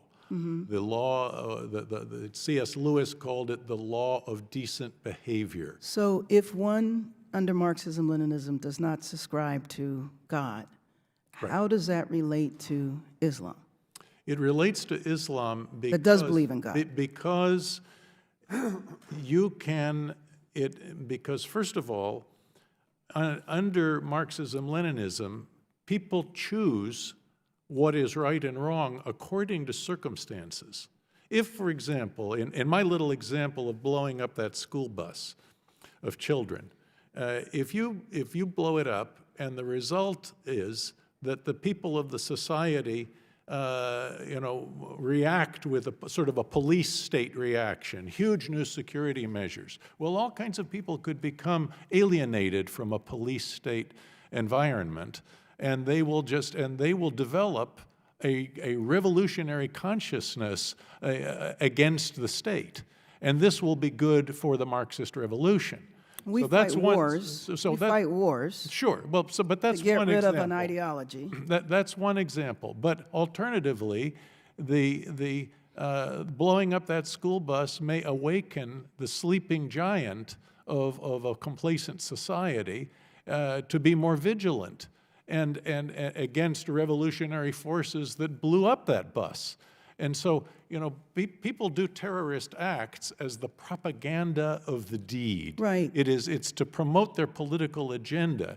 And so the radical Islamists perform these propaganda acts of the deed, and because they believe that it is morally correct, which means they are rejecting the natural law So let me view just of this, and let me just explain to you what I'm concerned about, because, and I'm not sure again if you were saying this, and if you weren't, tell me. Yes. If we view this from the perspective that the way we should proceed is the way we did during the anti-communist period, and if you take the continent of Africa, for example, we made some pretty bad decisions because we were fighting communism. So we chose some bad sides. We supported apartheid, we supported colonial powers, because we were trying to defeat communism, instead of missing the main point, which is why people were driven toward one ideology or another. It was because people were trying to survive, and they were trying to address their social economic conditions. So when I hear you, I feel like you might be saying that the way we need to approach this time period is a battle over ideologies, and that we need to convince the Islamic world that our ideology is better, as opposed to looking at some of the root causes that drive people toward one ideology or another. So I would just ask you, is that what you're saying, that we need to fight this ideologically? Yes, we do need to fight it ideologically. Poverty has existed for centuries. And, I visited all the countries in the Middle East back in the 1960s. I saw desperate poverty there. Beggars everywhere, desperate poverty. And my heart went out to those people. The problem is that they weren't generating terrorists the way terrorists are being generated today. And people, yes, Harry Truman said in his famous Truman Doctrine speech that communist revolution can be kindled in the soil of poverty and strife. Okay, I agree with that. Excuse me, let me move on, because I would like to ask Dr. Saeed, do you see a comparison between Marxism, Leninism, and radical Islam? And then I would like to ask Mr. Hicks to respond to this dialogue. Dr. Saeed. It's very difficult for Can you me. put your microphone on? Historically, it is Islam that ultimately brought down communism. You remember in Afghanistan, when they occupied Afghanistan, and we were able to help the local Muslims to fight against them, because it was a religious duty for them. So in that sense, I cannot see any comparison between the two. What I see basically is that in the Muslim world, because of, as you were mentioning, dictatorships, because of extremely difficult situations where people were tortured, tormented, and it has created a very strange kind of psychology. And they are using Islamic piety and other appeals to Islam to fight against something that they believe is evil and something that has to be destroyed. Okay. So, Mr. Hicks? Thank you, Ms. Bass. Just to say a few words about this discussion. I think the parallel that Dr. Lensowski is describing is religion being manipulated to become a totalitarian ideology.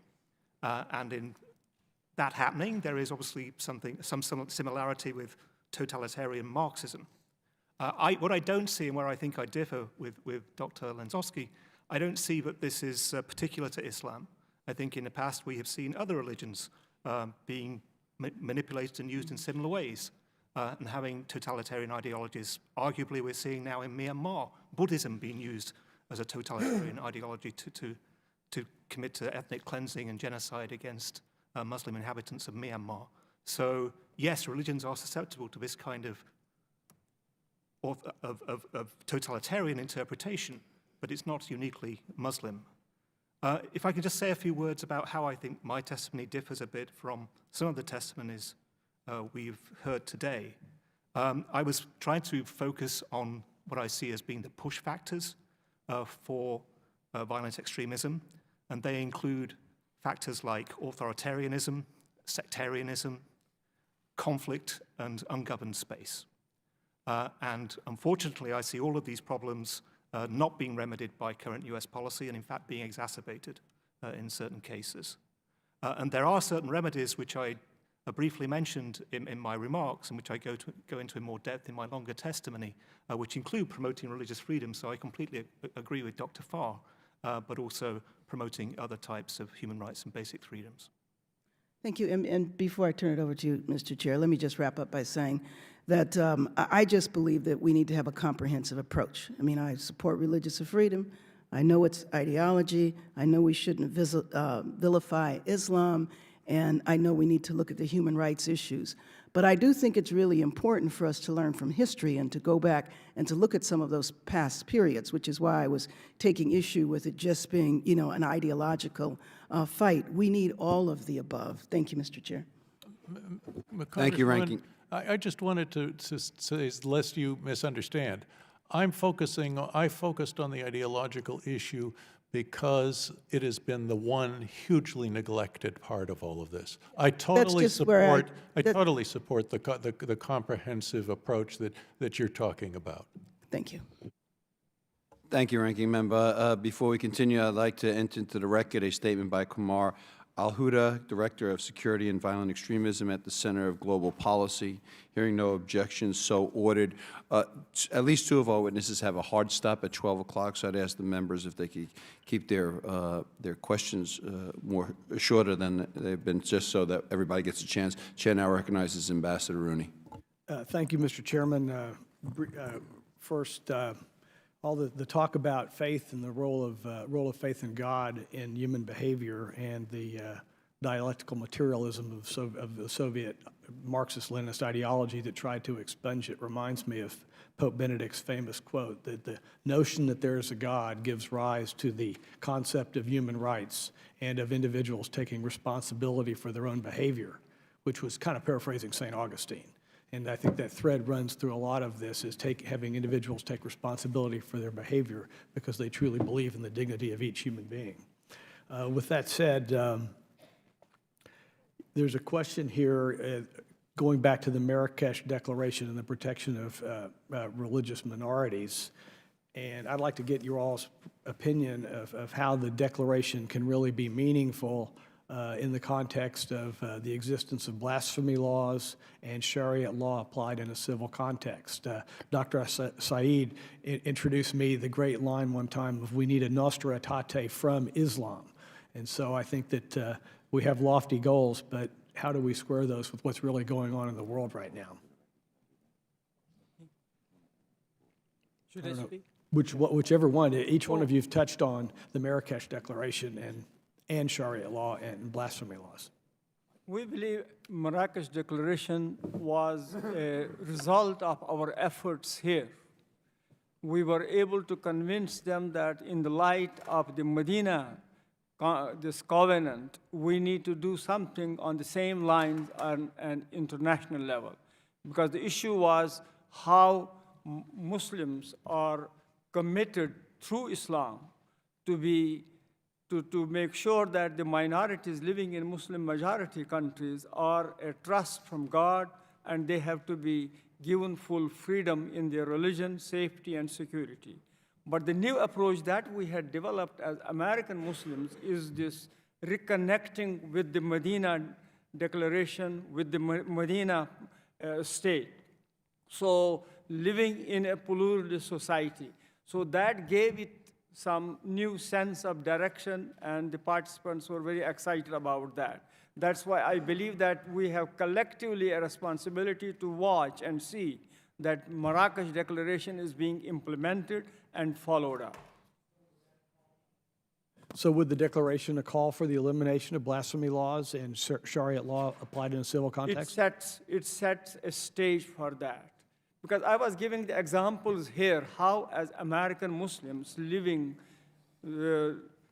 so closely and having developed our institutions in collaboration with people of other faiths, it has helped us directly to address these things. So I was giving one example about this freedom of religion. We have in American Islamic centers people coming from time to time, and they say that we have studied Islam and we would like to convert. I remember one example that I wanted to put on record here. Years ago, in Islamic Center of Bloomington, Indiana, a student came and he said, "I'm doing PhD in Islamic studies, in philosophy, and I'm taking a course in Islam. And I would like you to help me to understand Islam more." So we told him that you are welcome, you can come and visit the Islamic Center whenever you want. So he continued to come, and after about a year, he said, "I have studied Islam. I have seen you guys, how you pray and fast and so on. I'm convinced I want to become a Muslim." So this is happening in America because we have freedom of religion. Right. And he became a Muslim. And we don't have blasphemy laws and Sharia law, except for where a couple of federal judges have allowed it. Right. Could we also would like to get, if we still have time, to get Tom and John to make a comment about this as well. But let me take it to its conclusion, that we had a job, the director's job in the Islamic Center, and next year he applied and he became our director of the Islamic Center. Great. But within 3-4 years, we found him getting slackened in this socialization with Muslims and in his Islam and so on. So after 4 or 5 years, he renounced Islam.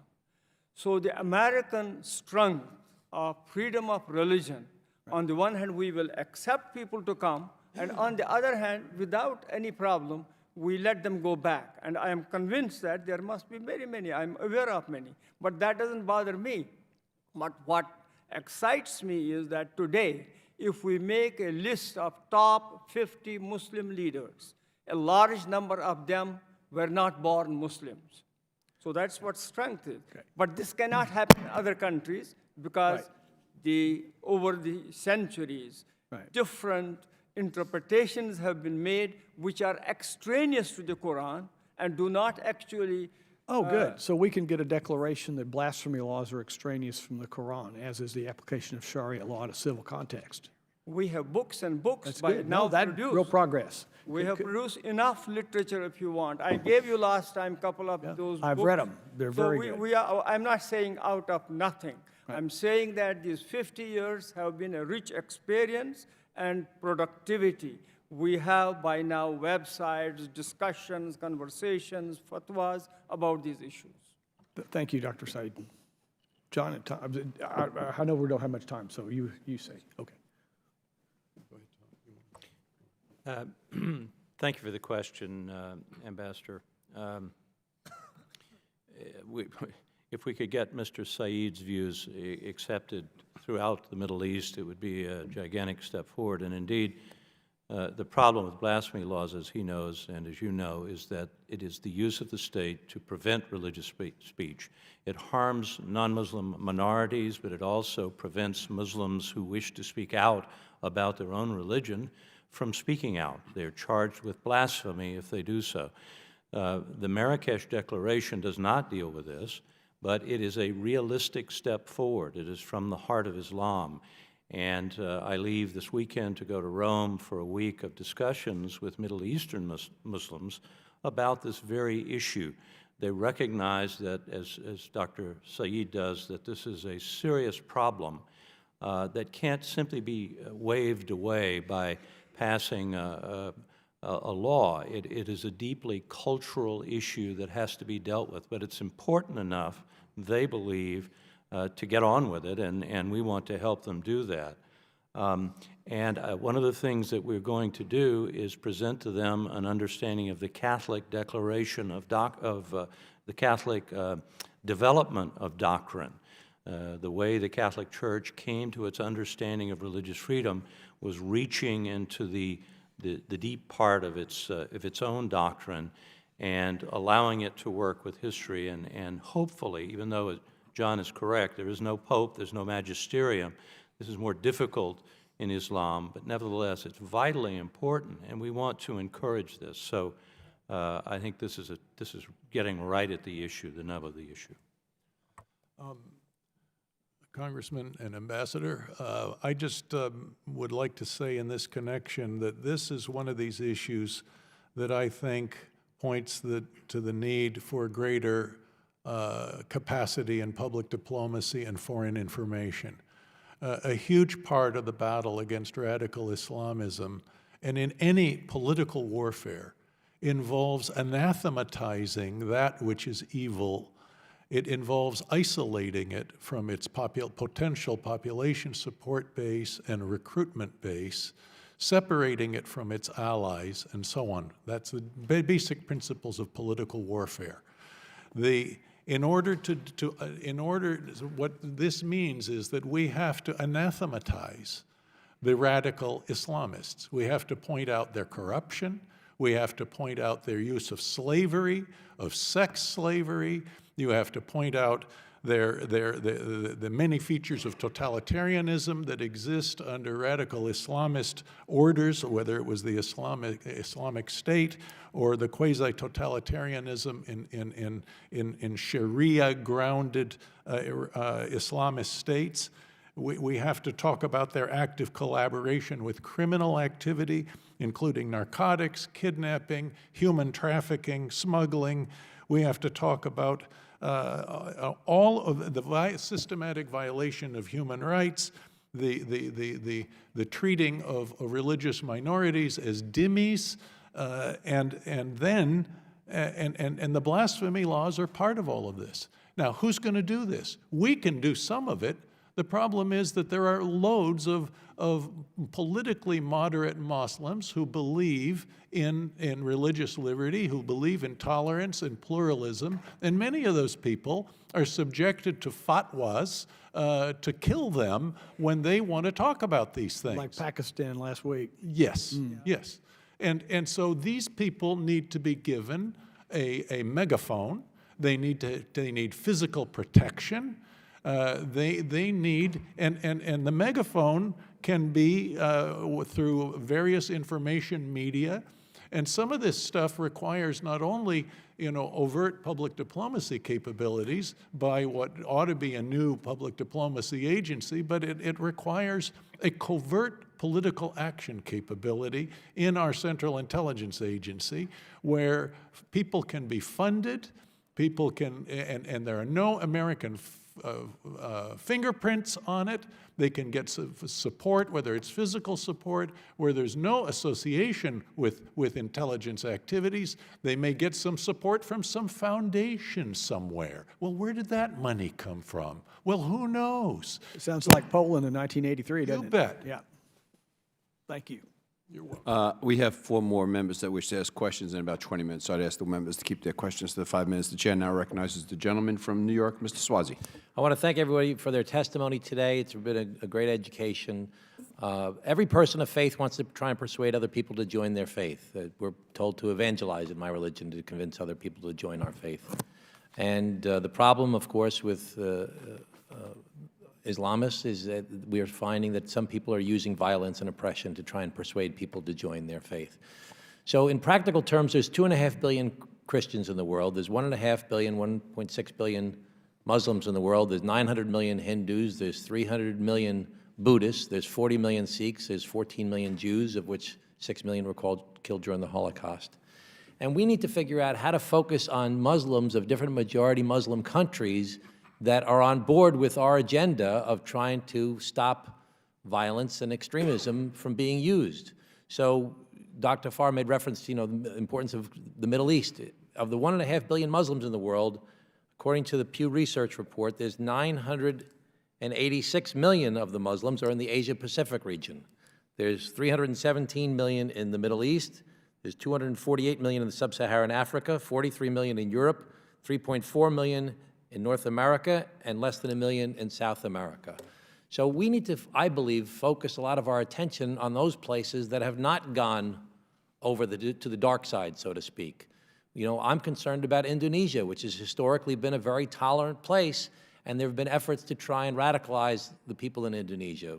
As Americans, our country should be working to try and foster this tolerant behavior of Indonesia in other places in the world. One of the second largest countries in the world with Muslims is Pakistan, and we see what we've been trying to do in America to try and rein Pakistan's behavior in on certain things related to their relationship with Afghanistan and behavior in that region.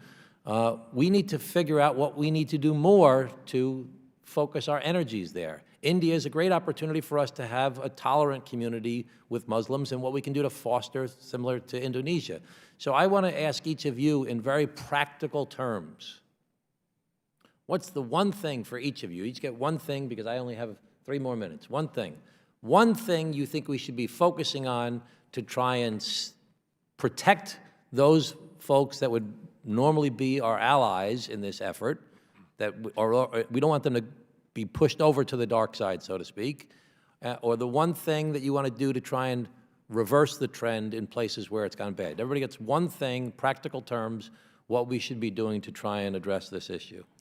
We should be empowering, for lack of a better term, the moderates in each of these communities. They do exist, especially in Indonesia, as you said. They exist. So how could we do that in Indonesia? We can help to support the civil society organizations like Nahdlatul Ulama. I would add to what Dr. Linchowski said that in addition to the United States public diplomacy and covert action that he recommends, we should be encouraging private groups, civil society groups there and here to do this. So my one thing is go to each of these groups and encourage them to make arguments that are based on their own interests. They already get it. We don't have to wag the Article 18 of the UN Declaration, which is fine, but we've been doing that for years. It doesn't work. What might work is self-interest. Thank you. Doctor? I would like to second Dr. Farr's comment.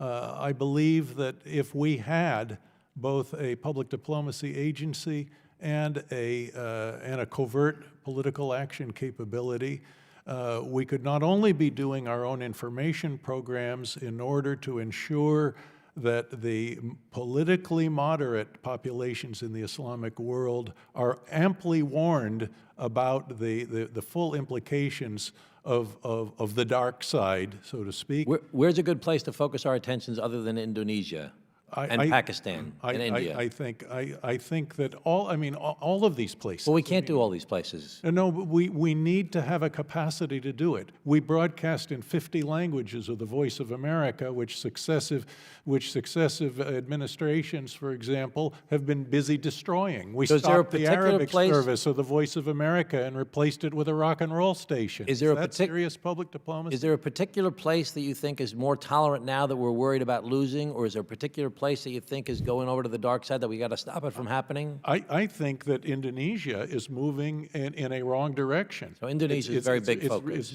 It's really moving in a wrong direction, and I have some sources that tell me that the Indonesian military and higher authorities are going to let it get worse and worse and worse and finally crack down on it violently in order to stop it the way it has been done there before.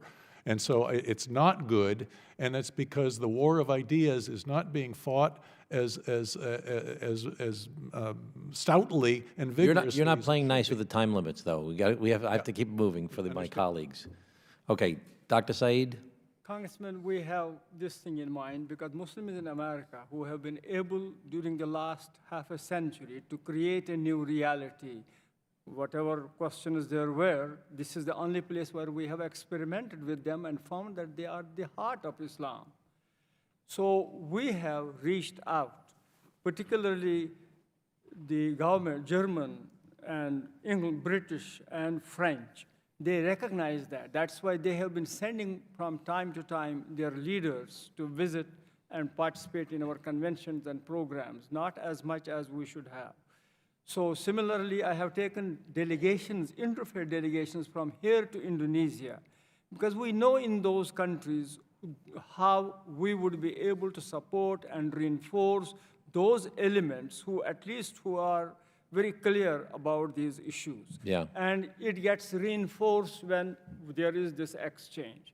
So we need more help. We should work with the Pakistani Americans to work on Pakistan Definitely. specifically as well. That's a good idea. Yes. Okay, Mr. Hicks? Two very specific things.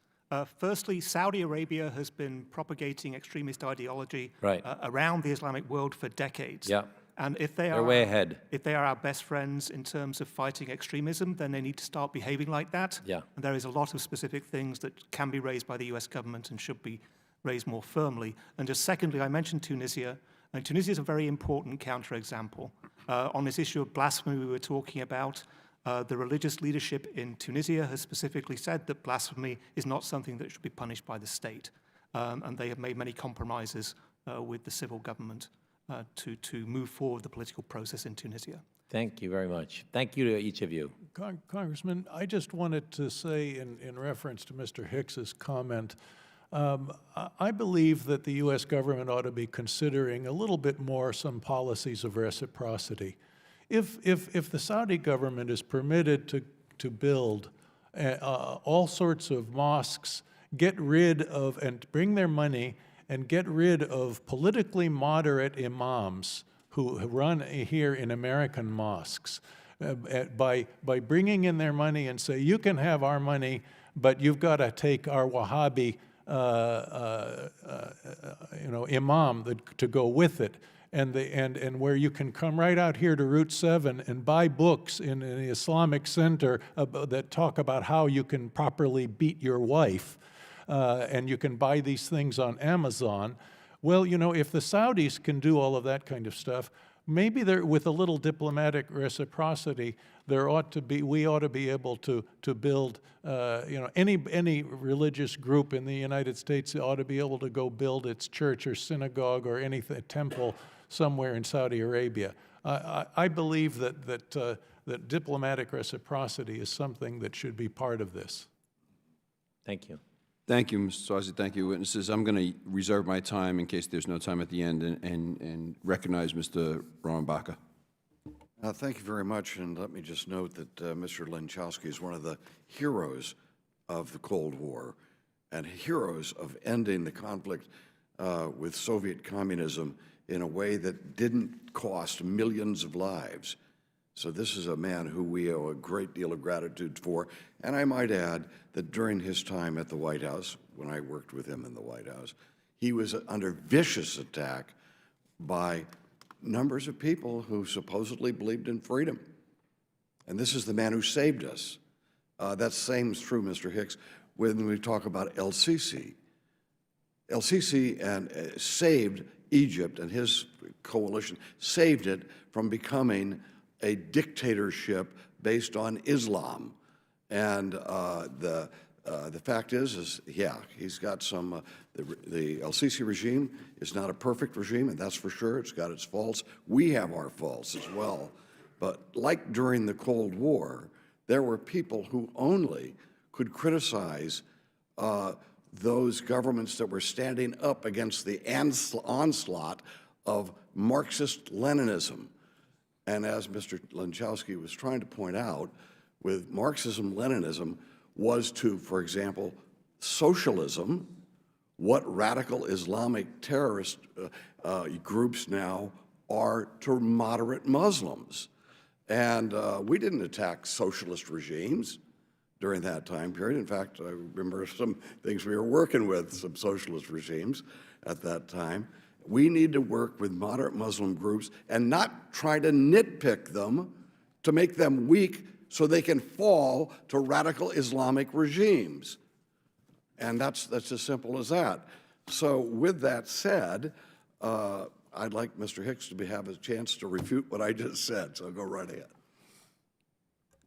Thank you, Mr. Robacker. Yes, I think I do strongly disagree with what you just said about President Sisi and his role in Egypt.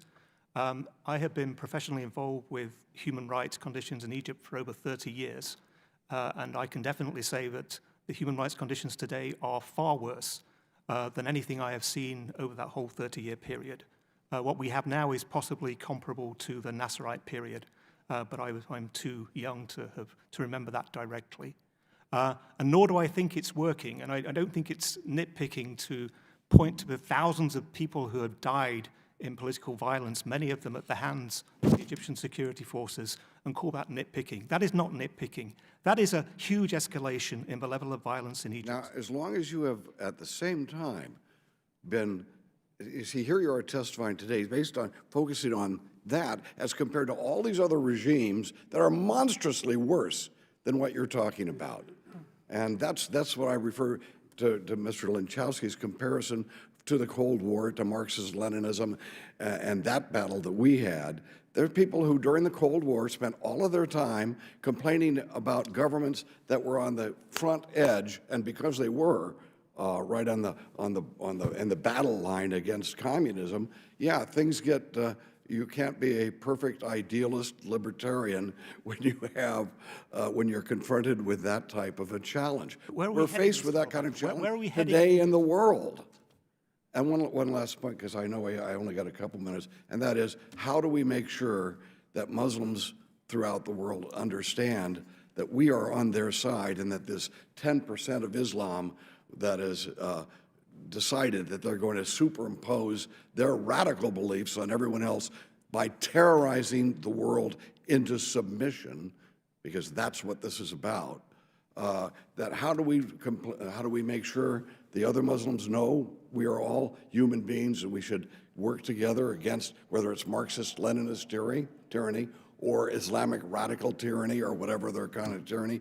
We need to make sure in countries that are where the oppression of Muslims is clear, like with the Rohingyas which we passed a resolution yesterday about what's going on in Burma, where a Muslim population is under severe attack and being brutally murdered. Yeah, we spoke out yesterday, and I'm proud to have been part of that.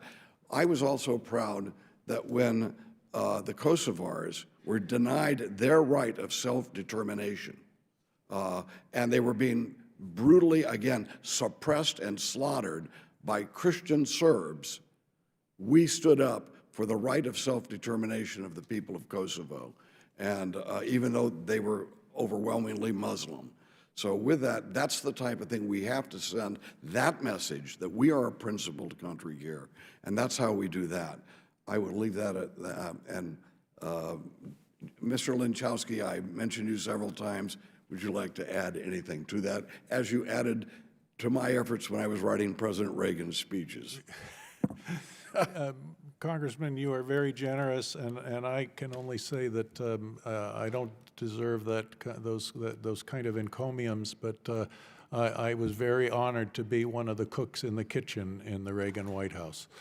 And it was a great pleasure and an honor to work with you, because you and your colleagues in the speechwriting shop were some of the greatest articulators of the philosophy that the president represented and wanted to bring to the world. And so I don't want to be patronizing, but I could return the compliment to you in a similar way.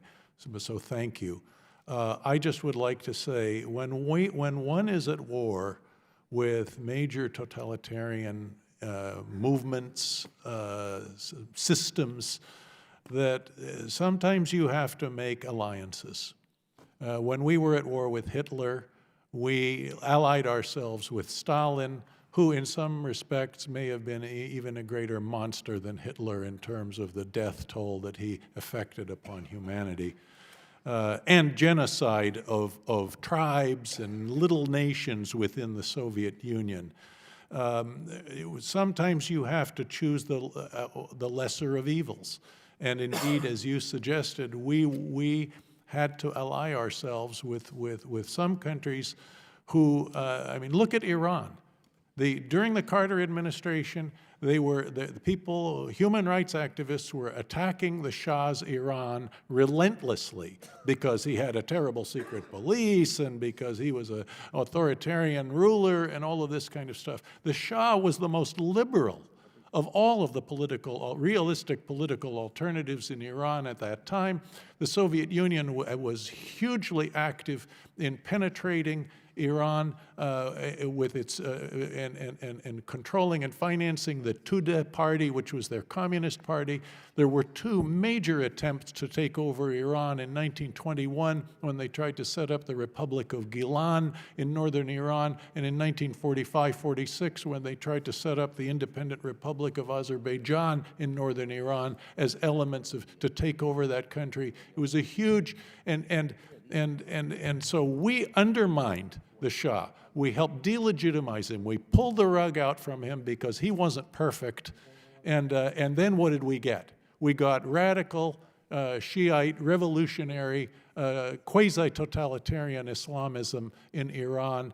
And so I appreciate the problem of human rights violations in authoritarian countries. And I appreciate the problems that Mr. Hicks has raised about Egypt. I don't know enough about Egypt to comment about it, but on this. But I believe that the greater evil here, rather than traditional authoritarianism, is a totalitarian movement that's metastasizing around the world. Thank you. Thank you, Mr. Chairman. The chair now recognizes Mr. Garrett. I'm curious, when you came up here and looked at my notes, because you provided a very good segue, but I'm going to take the form more of a soliloquy than a colloquy because of the time constraints, and point out that the exchange between Congresswoman Bass and John was really informative, that I wrote this down at the time. Marxist-Leninism and radical Islam, or radical intolerant anything, are similar because both are antithetical to the natural state of humanity. The Lazarus, I have very little time, with all due respect, and I have a great deal based on what Mr. Rohrbacher said. Let me keep going. The line from the Lazarus poem referencing huddled masses yearning to breathe free comes to mind. If you tell someone what they cannot do, they will inherently wish to try to do that because that is the natural state of man. And so I look to an illustrative piece of text from this country, and I will omit the first word and simply say, shall not make laws respecting the establishment of religion nor prohibiting the free exercise thereof or abridging the freedom of speech or press or the right of people to peaceably assemble, and petition the government for redress of grievances and submit that this should be our standard for the world. However, your statements as it regards to Iran, I think, are illustrative of the reality in which we in the West all too often oversimplify things by suggesting that perhaps it is either black or white. The deposition of the Shah was in no arguable sense a reaction to a lack of atrocities on the part of the secret police in Iran, but what it begat was bloodshed on a scale not seen in that region for years. That began in 1979, and then punctuated with an exclamation point in '88, and then again during the Green Revolution less than a decade ago. With that, I would ask that we enter into the record the cover, title page, and preface, which is a total of 7 pages, of Iran, Where Mass Murderers Rule. And I would point out also that I think that we oversimplify the issue of Islam.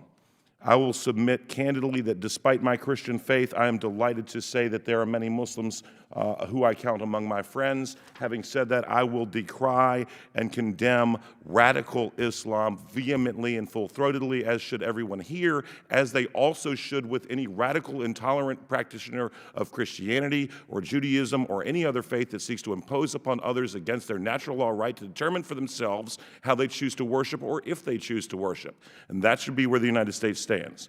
While I take exception with Mr. Hook's comments as it relates to some of the circumstances in Egypt, I would submit that as it relates to Saudi Arabia, if we are to engage in arms deals amounting to trillions of dollars in trade, I don't think it's too much to ask that they stop publishing texts to the entire Islamic world in their various languages, adhering to a strict Wahhabist standard. And I would also point out that the Sufis massacred in the hundreds not so long ago were in fact Muslims who believed that they should be able to believe differently as Muslims, and they're just as dead as any Jew or Christian or atheist who ever died at the tip of a religious motivated spear.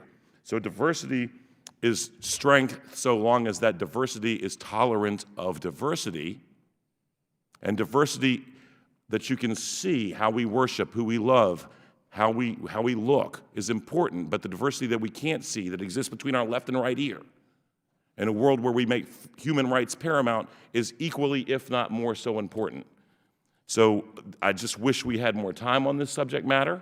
I would call upon my colleagues to take a step back and understand that condemning radical Islam is not condemning Islam, and that you should be equally willing to condemn radical practitioners of any faith, whether they are pushing the Rohingya from their ancestral lands.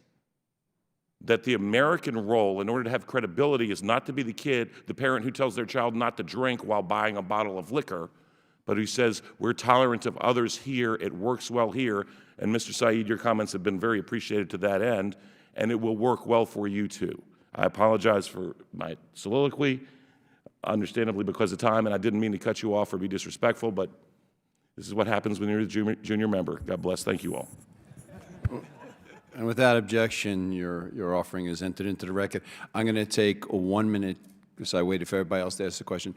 Many times it's debated about the United States' role in foreign resources, giving monies, resources, having people on the ground in places where it's very dangerous, and experiencing some of the matters that we were speaking about today. Could each of you just give me like 30 seconds on what happens if the United States fails to have an influence in these countries or starts pulling back, and who fills that void that might be created if the United States doesn't continue with its current activities in some of these countries where we're seeing this extreme behavior?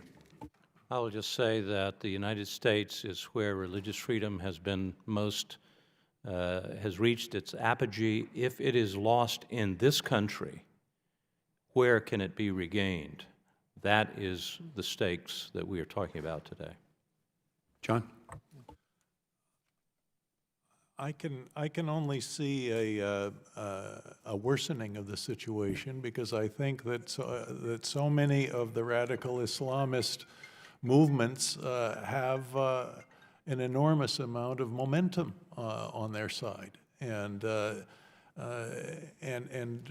one thing that concerns me a lot here is what's going on in Europe, the establishment of separatist enclaves where Sharia law is dominant, where that have become de facto no-go zones for people to travel. You can buy an app now to put on your iPhone that tells you whether you're in a no-go zone in Paris or not.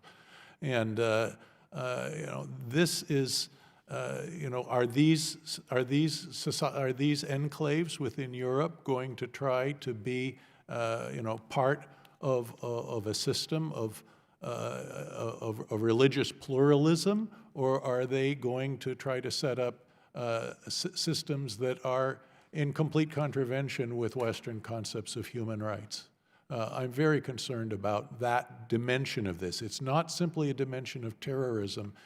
I call it in my written testimony, resettlement jihad, where Sharia and Sharia supremacism. Dr. Said? Yeah, I have made a point that I have tried to make a point that the emergence of Muslim community in America, in this pluralist democracy, is an asset not only for America, not only for Muslims, for the whole world. So we are going to provide a model to Europe, and eventually we should be able to fight those evils which are bothering us in the rest of the world as well. So it's a wonderful resource, and you need to recognize that. We need to recognize that. Thank you, Doctor. Mr. Hicks?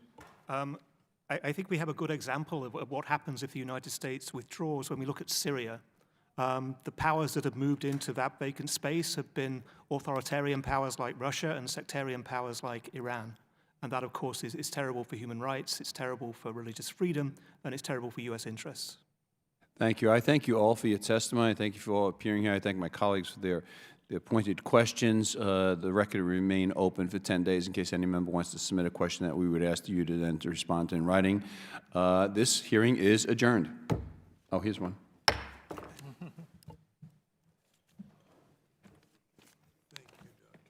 you. God bless you. You should come.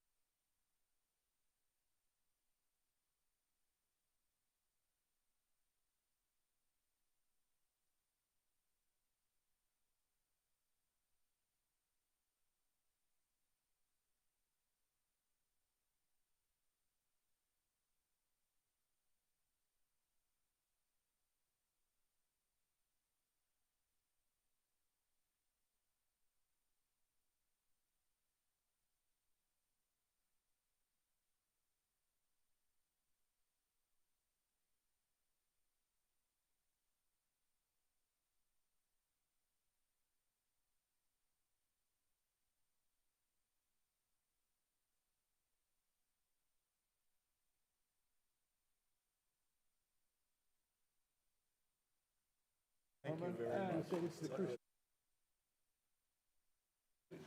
Mr. Hicks, Francis Rooney.